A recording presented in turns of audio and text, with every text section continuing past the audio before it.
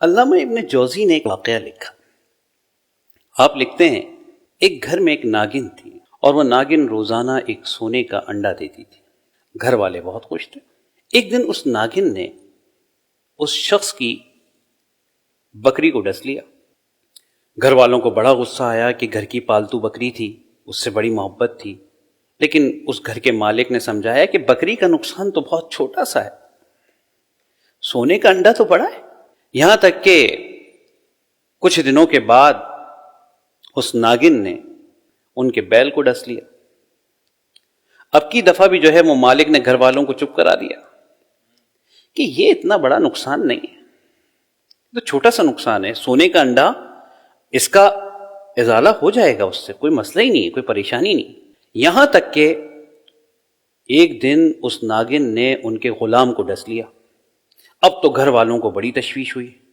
پہلے تک معاملہ جانوروں تک تھا اور اب تو معاملہ غلام پہ آ گیا، انسان پہ آ گیا. لیکن کچھ دنوں میں معمولات واپس آ گئے کہ نقصان ہے لیکن سونے کا انڈا جو ہے وہ قیمتی ہے. یہاں تک کہ کچھ دنوں کے بعد اس ناگن نے ان کے بیٹے کو ڈس لیا. اب تو بڑا نقصان ہو گیا. اب تو یہ ڈنڈے لے کر نکلے کہ بس اب یہ ملے اور اس کو ماریں. اچھا، ناگن بھی اتفاق سے اس کے بعد غائب ہو گئی. کچھ دنوں بعد انہیں احساس ہوا کہ بھائی جو نقصان ہونا تھا وہ تو ہو چکا، اب اس نقصان کا کوئی ازالہ ممکن نہیں ہے. کم از کم وہ سونے کا انڈا آ رہا تھا وہی آتا رہتا، کچھ پیسے تو آ ہی رہے تھے. لالچ نے پھر پٹی باندھ دی آنکھوں پہ، عقل پہ. انہوں نے دھونی وونی دی، کچھ اور معاملات کیے کہ کسی طرح ناگن آ جائے، اور اتفاق سے ناگن واپس آ گئی اپنے بل میں. معاملہ چلتا رہا، وہ روز سونے کا ایک انڈا دیتی رہی اور یہ لیتے رہے. یہاں تک کہ ایک دن اس ناگن نے اس کی بیوی کو بھی ڈس لیا. اب تو لوگوں نے اسے بہت سمجھایا کہ بھائی تو اس ناگن کو نکال، کیا کر رہا ہے، تیرا پورا گھر تباہ ہو گیا، کیا کرے گا اس دولت کا. اس نے کچھ دن سوچا، اتفاق سے ناگن بھی چلی گئی. اور کچھ دنوں کے بعد ناگن جب آئی تو اس نے آنے کے بعد سونے کا انڈا نہیں دیا بلکہ ایک موتی دیا. اب اس شخص نے سوچا کہ وقت کے ساتھ ساتھ فطرت میں بھی تبدیلی آ جاتی ہے، تو ناگن کی فطرت بھی تبدیل ہو گئی ہے، اب یہ مجھے ڈسے گی نہیں. اور آخر ایک دن اس ناگن نے اس کو بھی ڈس لیا.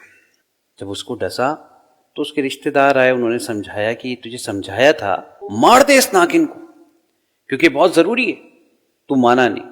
تو وہ شخص اس وقت افسوس کر رہا تھا کہ کاش میں نے اس ناگن کو اسی دن مار دیا ہوتا جس دن اس نے میرے غلام کو ڈسا تھا، تو آج یہ مجھے نہیں ڈستی، میرا گھر بار تباہ نہیں ہوتا.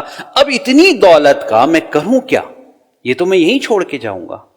تو عزیزان محترم، ہوتا کیا ہے، ہم بھی زندگی میں کبھی کبھی کیا کرتے ہیں، ہم ایک سوال کر دیتے ہیں کہ اسلام میں داڑھی ہے، داڑھی میں اسلام تھوڑی ہے. اسلام میں حجاب ہے، حجاب میں اسلام تھوڑی ہے. یہ لبرلزم کی ناگن جو ہے یہ تھوڑا تھوڑا ڈستی رہتی ہے. ہم کہتے ہیں یہ نقصان بڑا نہیں ہے، یہ نقصان بہت چھوٹا سا ہے، لیکن یہ نقصان آپ کے ایمان کو ایک دن سلب کر لیتا ہے اور آپ کہتے ہیں کچھ نہیں، اور پھر جب اس دنیا سے جا رہے ہوتے ہیں تو ہاتھ میں کچھ نہیں ہوتا.